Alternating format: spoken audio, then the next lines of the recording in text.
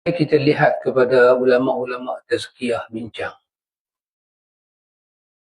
Ayat 1 sampai ayat 5 daripada surah Al-Baqarah. Bila Allah Ta'ala letak perkataan allazina yu'minuna bil ghaibi wa yuqimuna as-salah wa mimma razaqnahum yunfiqun. Yang ni adalah satu asas yang kalau kita tak faham asas ni, kita akan hidup dalam keadaan derita kebatinan. Kalau kita faham asas ni, dia memberi penawar hidup pada kita dunia sampai akhirat. Dan asas ini mesti dipaham dengan betul, dengan cara yang benar. Apa dia? Allah telah pun daripada awal surah Baqarah, Allah kata sifat orang beriman itu yu'minuna bil ghaibi. Mereka beriman dengan benda yang ghaib. Apa makna benda ghaib?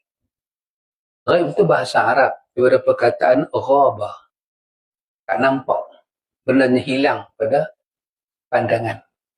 Dalam ta'rifnya, benda ghaib diterjemahkan dengan makna ma ghaba anil hissi.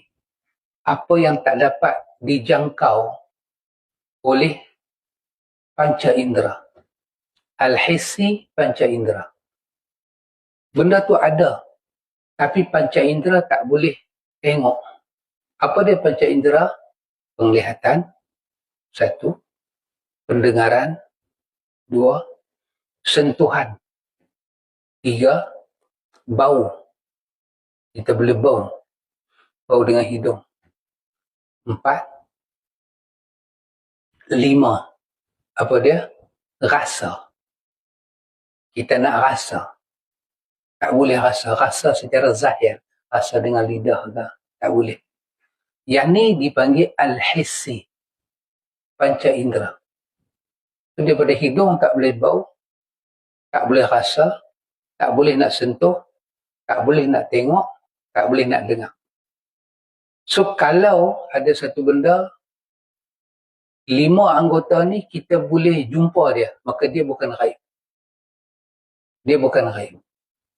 Kalau dia benda ghaib, benda tu tak boleh. Baik.